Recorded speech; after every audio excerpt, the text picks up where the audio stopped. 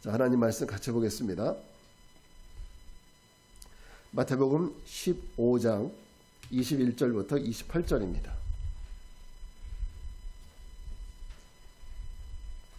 마태복음 15장 21절부터 28절 말씀.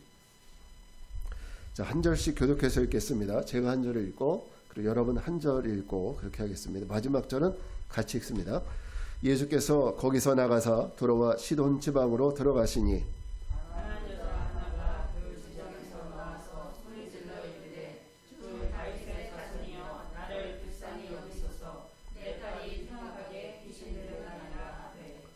예수는 한 말씀도 대답하지 아니하시니 제자들이 와서 청하여 말하되 그 여자가 우리 뒤에서 소리를 지르오니 그를 보내소서. 예수께서 대답하여 이르시되 나는 이스라엘 집에 잃어버린 양 외에는 다른 데로 보내심을 받지 아니하였노라 하시니 여자가 와서 예수께 절하며 이르되 주여 저를 도우소서. 대답하여 이르시되 자녀의 떡을 취하여 개들에게 던지니 마땅하지 아니하니라. 여자가 이르되 주여 올소이다마는 개들도 제 주인의 상에서 떨어지는 부스러기를 먹나이다 하니 이에 예수께서 대답하여 이르시되 여자여 내 믿음이 크도다 내 소원대로 되리라 하시니 그때로부터 그의 딸이 나으니라. 아멘. 자, 오늘은 마태복음 15장 21절부터 28절 말씀을 통해서 오늘 맥주감사절 당연한 것 아니라 은혜라는 제목으로 말씀을 전하겠습니다.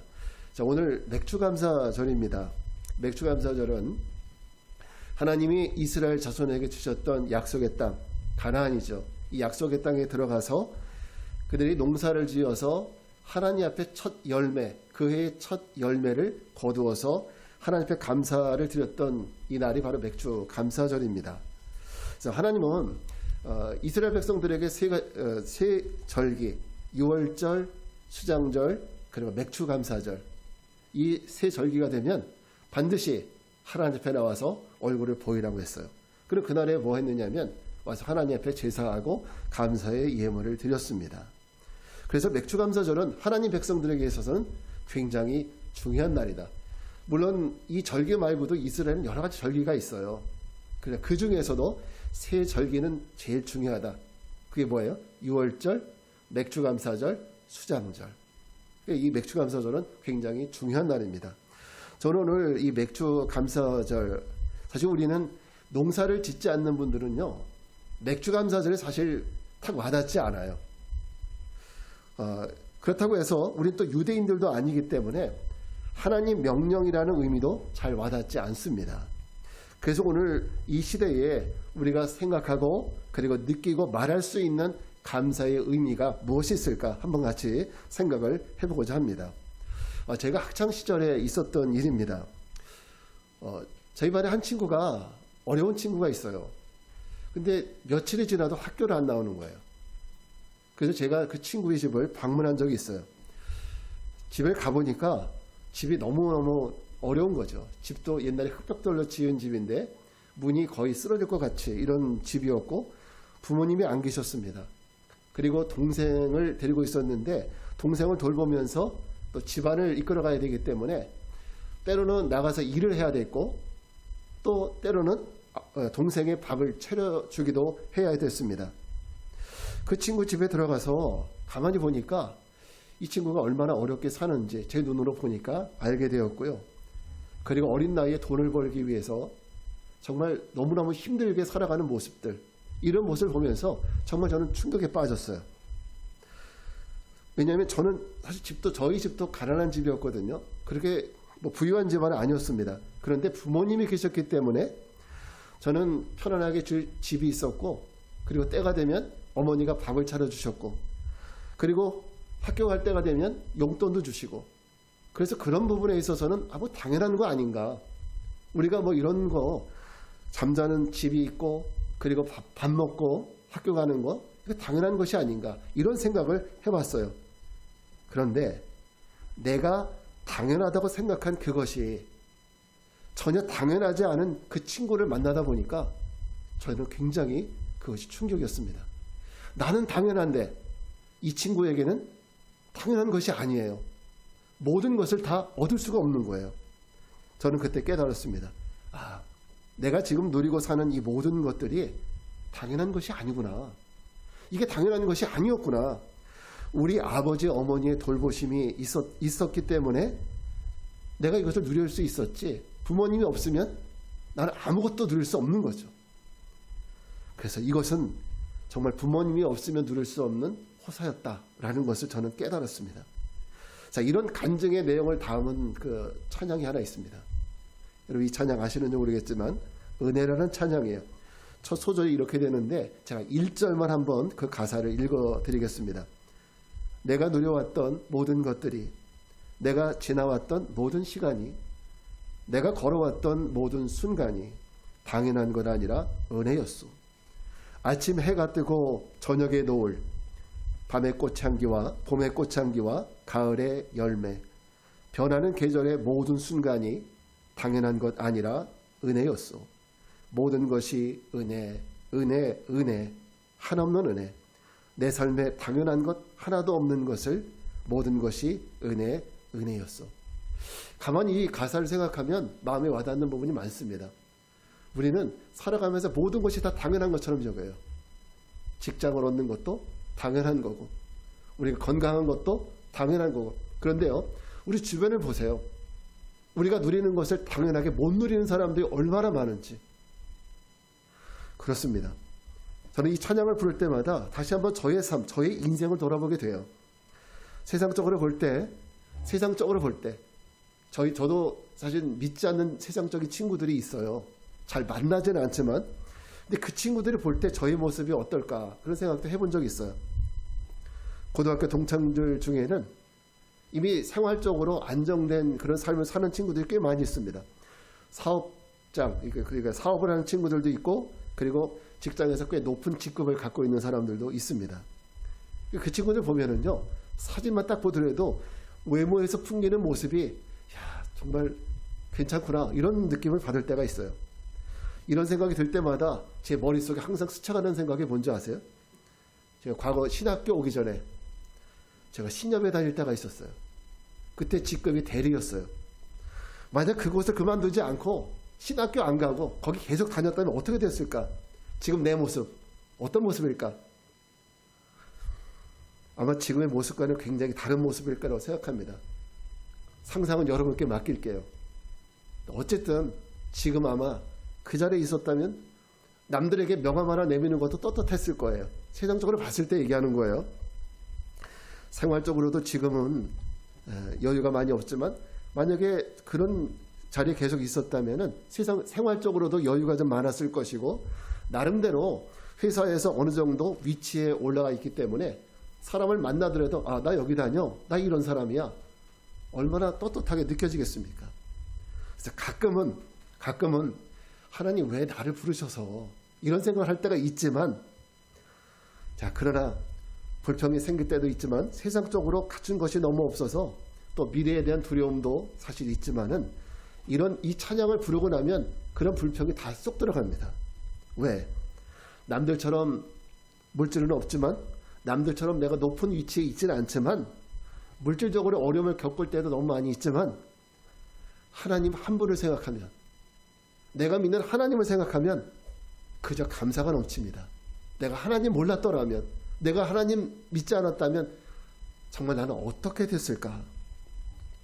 세상 친구들은 세상의 물질과 명예를 소유하고 그것 때문에 좋아하지만요, 나는 세상에서 좋은 것은 없지만 은과 금을 주고도 살 수 없는 가장 귀한 분을 얻었으니까 그것을 감사한 거예요.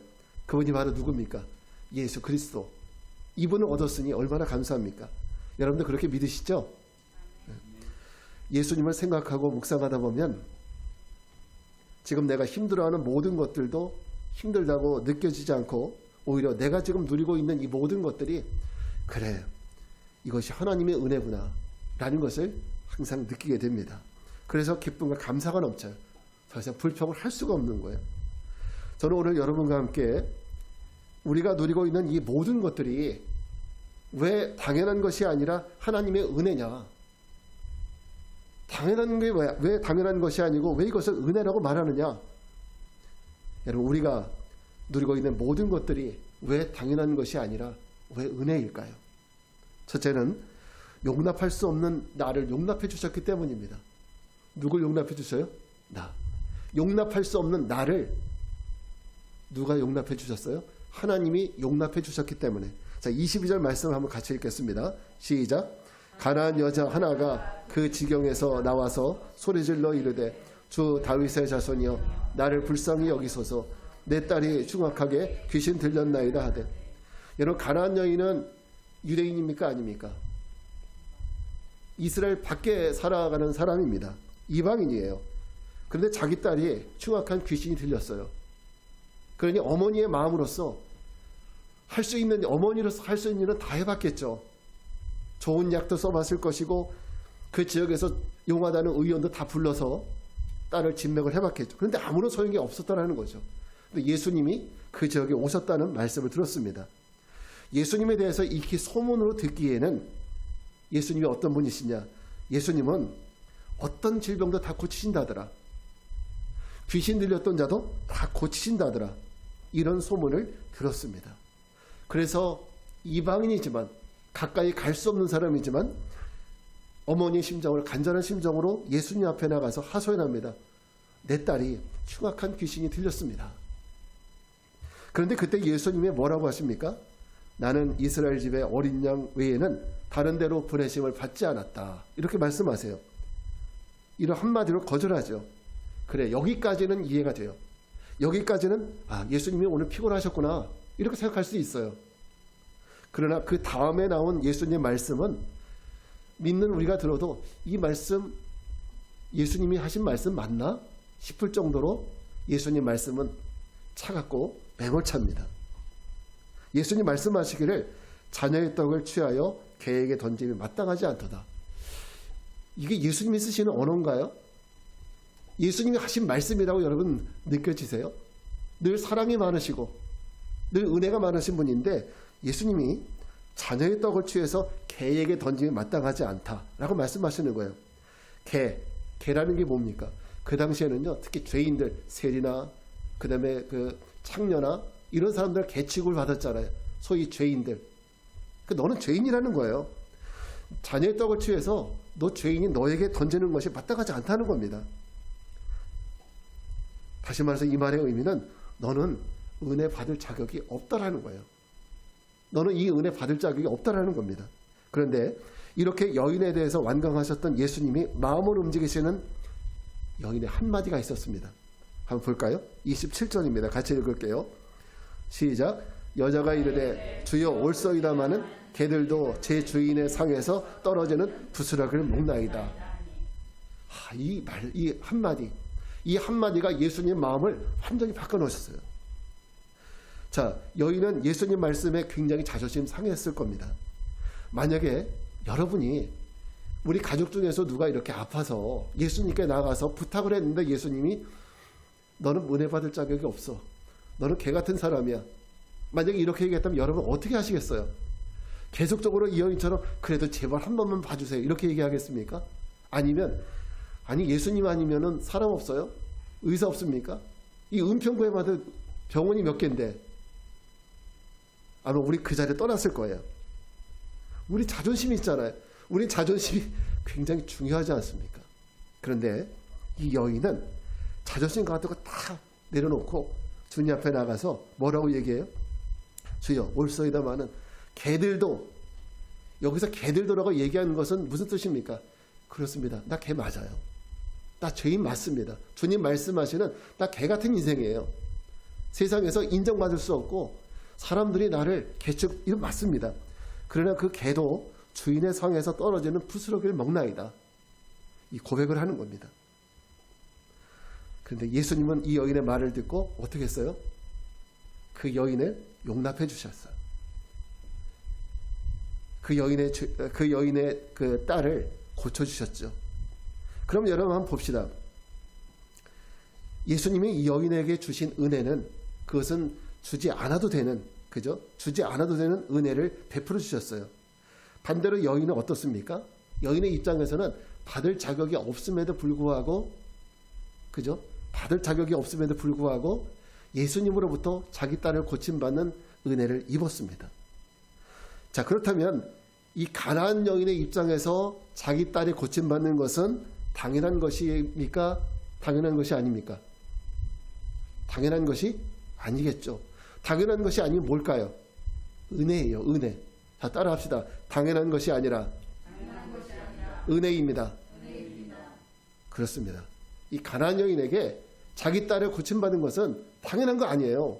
당연한 것이 아니라 은혜였습니다. 은혜. 100% 은혜. 자, 여러분 생각해 봅시다. 저와 여러분은 하나님께 은혜 받을 자격이 있는 사람들입니까? 우리는. 성경이 뭐라고 얘기하냐면 성경은 우리가 본래 하나님과 원수된 자들이라고 얘기해요. 굉장히 과격한 표현이지만 우리는 하나님과 원수된 사람들, 원수된 자들이었답니다. 우리는 하나님을 거역했고 우리는 하나님을 떠났던 사람들이에요. 우리는 하나님의 자녀가 아니라 마귀의 자녀로 살았었대요. 우리는 예수님 믿기 전에.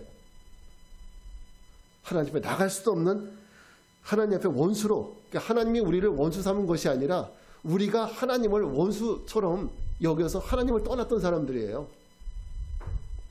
그러면 이런 원수된 자들에게 줄 수 있는 게 뭐예요? 심판밖에 없는 거잖아요. 그죠? 심판밖에 없는, 그것이 당연한 거예요. 원수된 자가 받을 수 있는 것은 심판밖에 없는 거예요. 그런데 그렇던 우리들을 하나님이 용납해 주셨어요. 우리를, 저와 여러분들을 용납해 주셨습니다. 여러분, 이것이 당연한 것입니까? 은혜입니까? 그래서 우리의 구원이 당연한 것이 아니라 은혜인 겁니다. 바울은 디모데전서 1장에서 자기 자신에 대해서 이렇게 말합니다. 나는 죄인 중에 뭐다? 괴순이라. 바울이 왜 이런 말을 했을까 한번 생각을 해보십시오. 자기 학대입니까? 그것이 아니에요. 내가 하나님의 은혜를 생각해 보니까 나는 하나님의 은혜 받을 자격이 없는 사람인데, 나는 하나님 앞에 죄인 중에 괴수인데 그럼에도 불구하고 하나님이 나를 구원해 주셨다는 이 감격과 감동이 이 말 속에 들어있는 겁니다. 죄인 중에 괴수와 같은 나를, 정말 하나님 앞에 은혜 받을 자격도 없는 나를, 사실 그럴 만하죠. 이 바울이 어떤 일을 했어요? 과거에 예수님을 핍박하고 예수 믿는 자들 잡아 가뒀잖아요.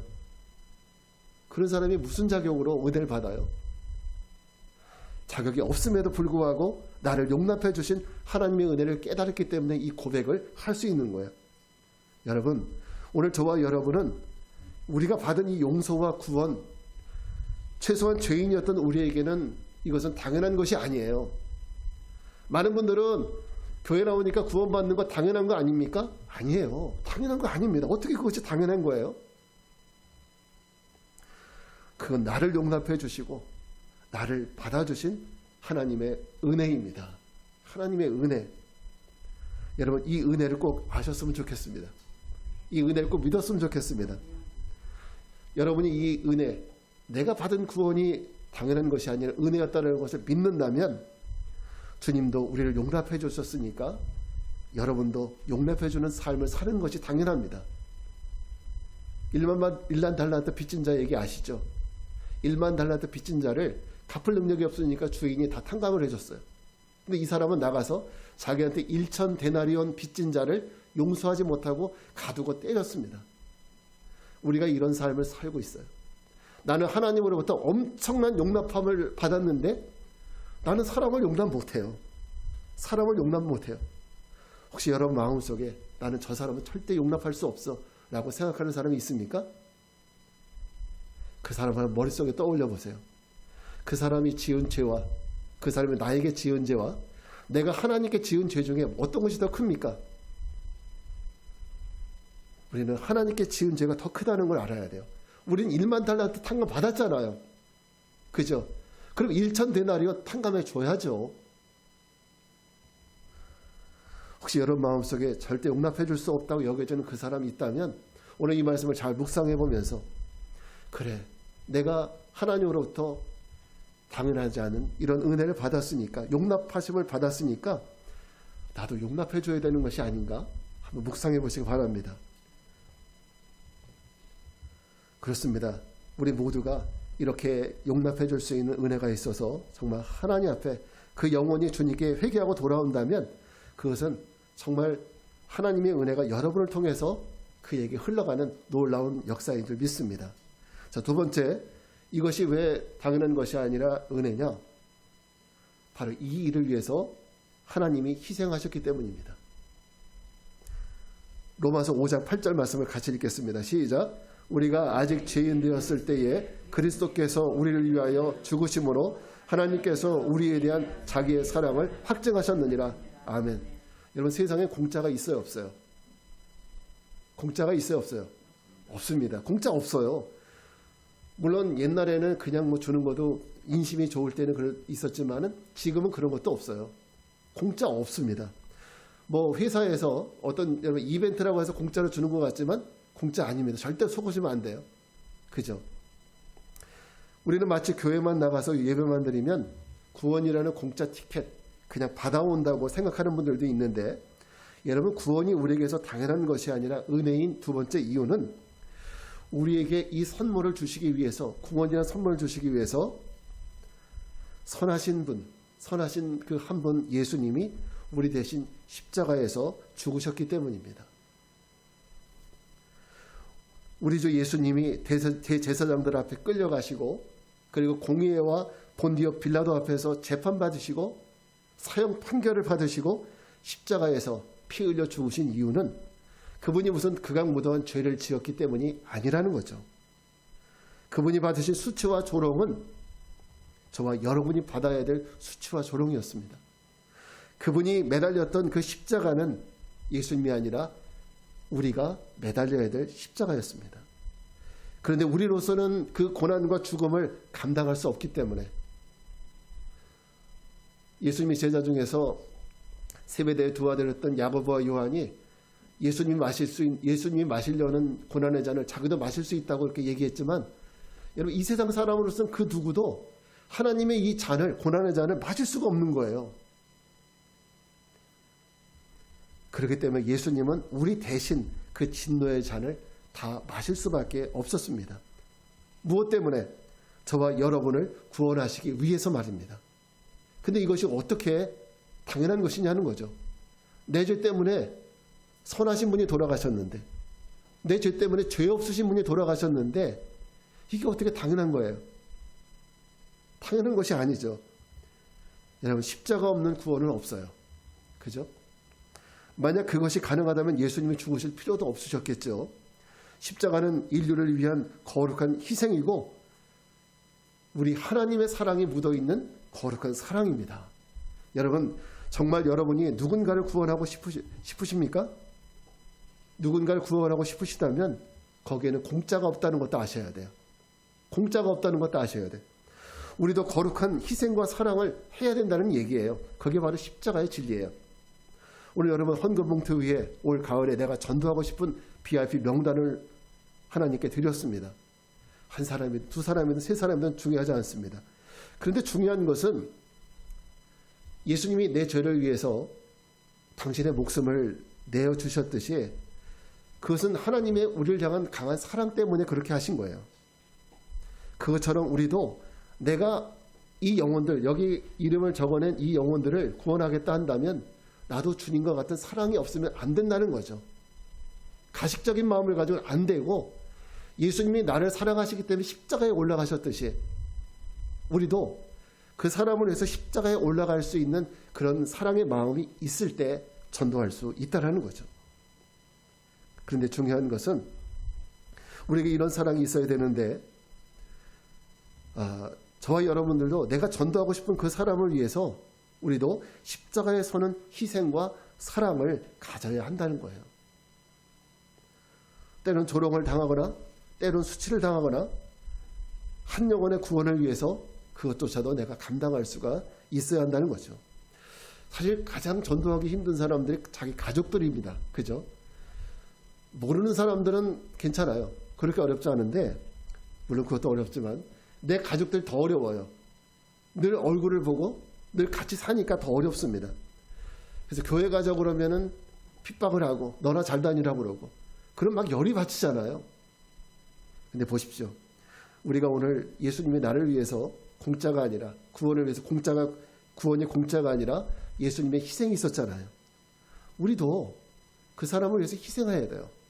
내가 전도하고 싶은, 내가 구원하고 싶은 그 사람을 위해서 희생할 수 있어야 됩니다.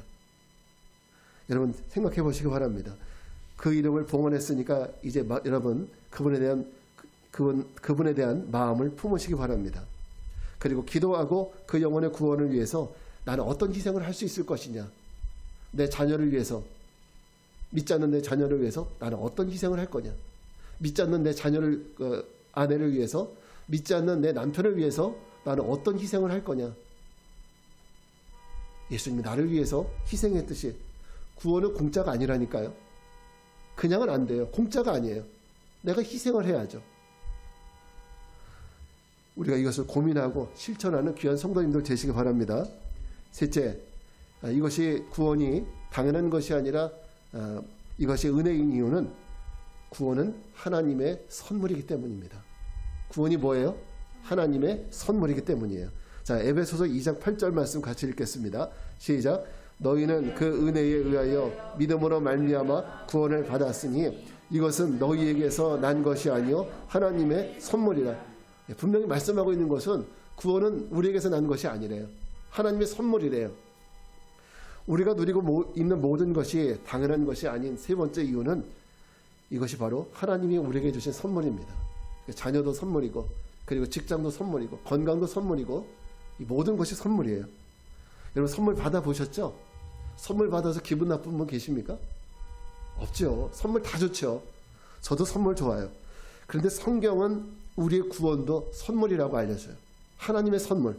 하나님이 우리에게 주신 거예요. 우리가 하나님이 필요로 하시는 구원의 조건 다 갖췄기 때문에 구원을 주셨나요? 아니죠. 그럼 내가 구원받을 자격이 있어서 받았나요? 그것도 아니죠. 그럼요. 우리가 어떻게 구원을 받았습니까? 그냥 우리는 받은 거예요. 자격도 없는데 그냥 하나님이 주신 거예요. 선물로 주신 거예요. 왜 우리에게 이런 선물을 주셨대요?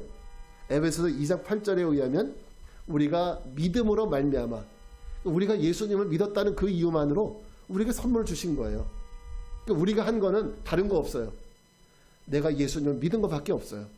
그랬더니 하나님이 우리에게 구원이라는 이 좋은 선물을 우리에게 안겨다 주신 거예요.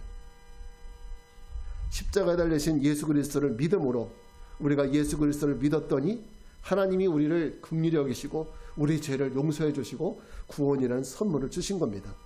보세요. 저와 여러분 예수를 믿었지만 지금 죄가 없어요? 여러분 죄 안 짓고 삽니까? 예수 믿었다고 해서? 매일 짓죠. 매일 짓죠. 저도 마찬가지고 여러분도 마찬가지일 거예요. 우린 정말 하루에도 셀 수 없는 죄를 짓고 살아갑니다. 그럼 구원을 얻을 자격이 없잖아요. 죄가 있으니까. 그런데 하나님은 우리가 여전히 죄를 짓는 거 다 아시지만 우리에게 예수 그리스도를 믿는다는 그 이유 하나만으로 우리에게 값없이 이 선물을 안겨주시겠다는 겁니다. 자, 그런데 누군가가 우리에게 선물을 줄 때는 아무런 관계가 없는 사람이 주는 경우는 없어요. 거의. 아무런 관계, 길에 지나가는 사람한테 선물입니다 이렇게 주는 사람은 없죠. 선물을 준다는 것은 주는 사람과 받는 사람이 어떤 관계가 있기 때문에 주는 거예요. 처음에 요즘에는 그 초등학교 어린이들에게도 과자 선물을 또 잘못 주면 안 돼요. 큰일 납니다. 그죠?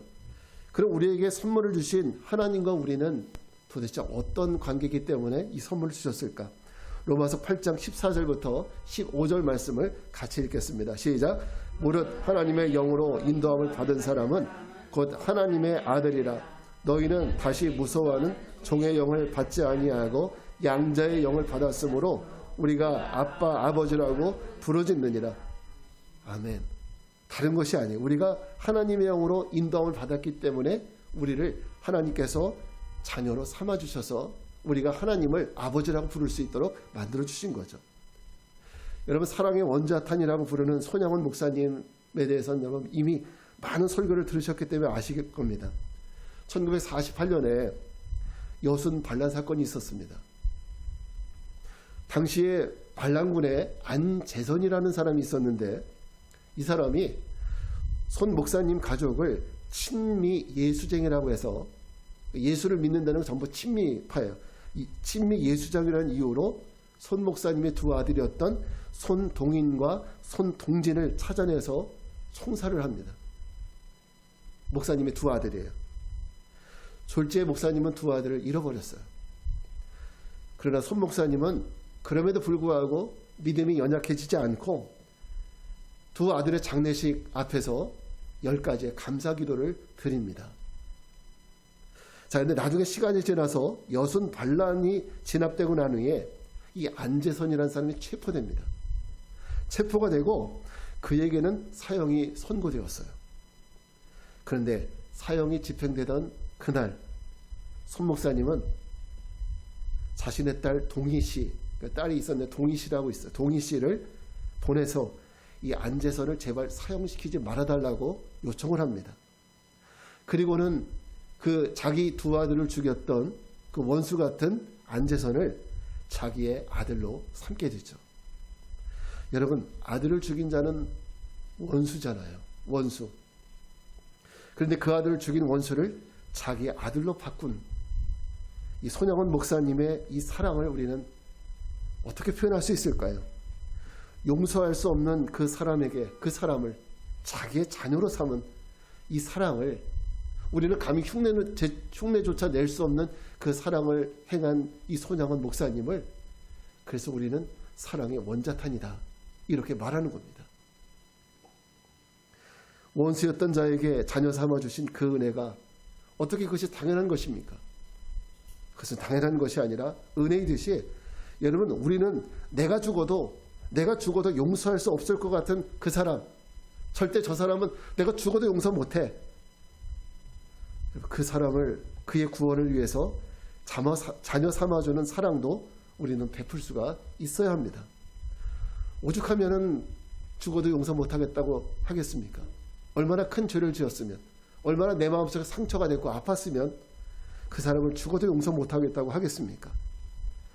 그러나 우리도 하나님과 원수였지만 우리를 자녀 삼아주신 그 하나님의 은혜를 생각할 때 이것이 당연한 것이 아니라 은혜였구나 이것을 믿기 때문에 우리도 그런 사랑을 베푸는 것이 당연하다는 겁니다. 여러분 오늘 우리는 우리가 누리는 모든 것들이 당연한 것 아니라 하나님의 은혜였다는 제목으로 말씀을 나눠보았습니다. 여러분 우리 삶에 당연한 것은 아무것도 없습니다. 이제 주님이 우리에게 주신 그 은혜가 당연한 것이 아니라 값진 은혜였음을 여러분 믿고 우리는 그런 은혜, 사랑을 베풀어서 영혼 구원에까지 나가는 이런 믿음의 성도들이 되기를 바랍니다. 나도 하나님 앞에 은혜를 받았기 때문에 나도 그 은혜를 베풀 수 있는 그 은혜 받은 사람으로서 그래서 세상에서 당당하게 우리도 세상에서 그런 사랑을 베푸는 하나님의 거룩한 자녀 사랑하는 복된 믿음의 성도들 되시기를 주의 이름으로 축원합니다. 자, 이제 자리에서 일어나셔서 우리 같이 찬양하겠습니다. 은혜, 아까 제가 말씀드렸던 그 은혜 찬양 같이 부르고 기도하겠습니다.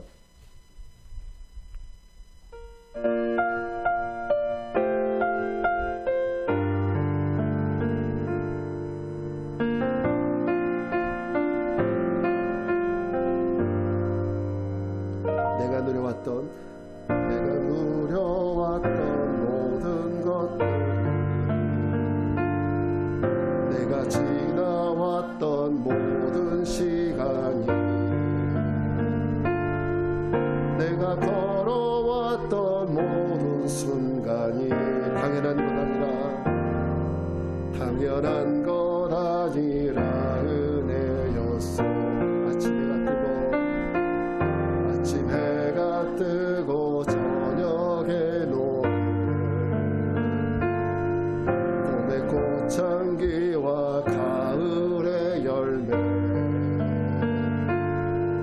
변하는 계절의 모든 순간이 당연한 것 아니라 모든 것이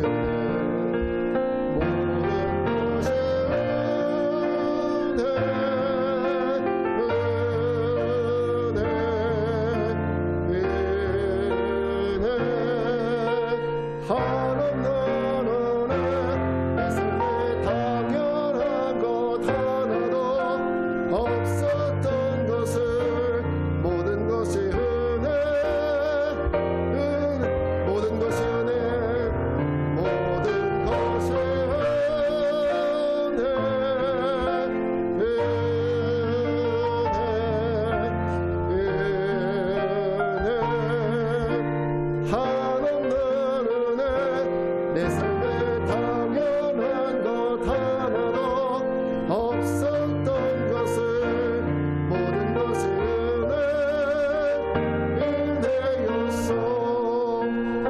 같이 기도하겠습니다. 그렇습니다. 우리가 누리고 살아가는 이 모든 것들이 당연한 것이 아닙니다. 들의 풀 하나도, 우리가 먹는 음식이나 건강도 모든 것이 당연한 것 아니라 하나님의 은혜인 것입니다. 그런데 우리는 그것도 모르고 마치 우리가 이뤄놓은 것처럼 자만하며 감사를 모르고 살았습니다. 우리 함께 기도할 때 주님, 우리에게 주신 모든 삶이 주님의 은혜임을 고백합니다. 주님이 우리를 사랑하셨듯 우리도 그런 사랑을 베풀며 살아가게 해달라고 우리 주님의 이름 한번 부르고 기도하겠습니다. 주여, 은혜로우신 아버지 하나님 감사합니다. 하나님, 우리가 살아가는 모든 것들이 하나님의 은혜임을 고백합니다. 하나님, 우리는 내가 내 스스로 내 능력으로 모든 것을 이뤄놨다고 생각을 하지만 하나님, 모든 것이 당연한 것이 없음을 고백합니다. 주님, 모든 것이 하나님으로부터 받은, 하나님 공짜가 아닌 주님께로부터 받은 놀라운 주님의 은혜였음을 고백합니다. 저희의 인도하여 주시옵소서. 아버지 하나님, 우리가 이 하나님의 은혜를 기억하게 도와주시옵소서. 그 사랑 안에 머물게 하여 주시옵소서. 뿐만 아니라 하나님의 사랑을 받은 우리가 하나님의 사랑을 흘려보낼 수 있는 저희 모두가 되게 하여 주시옵소서. 주님께로부터 받은 이 은혜를 우리도 하나님께 전하며 감사하며 나갈 수 있도록 주여 인도하여 주시옵소서. 주님 함께 해주실 줄 믿습니다. 아버지 하나님 역사하여 주시옵소서. 아버지 하나님 역사하여 주시옵소서. 이 땅의 모든 것들이 아버지 하나님 오직 하나님의 이름을 고백합니다. 정말 우리들의 모든 삶에 아버지 하나님이 한 분만이 아버지 온전한 주님을 고백합니다. 그 하나님을 바라보며 아버지 하나님 우리 모두들의 삶을 살아갈 수 있도록 인도하여 주시옵소서. 오직 하나님을 지도하여 주시옵소서. 더욱더 주님의 영광을 위해서 살아가는 저희 모두가 믿어 주의 하나님 인도하여 주시옵소서. 아버지 하나님 역사하여 주시옵소서. 믿음의 역사를 주시옵소서. 주의 하나님 주시옵소서.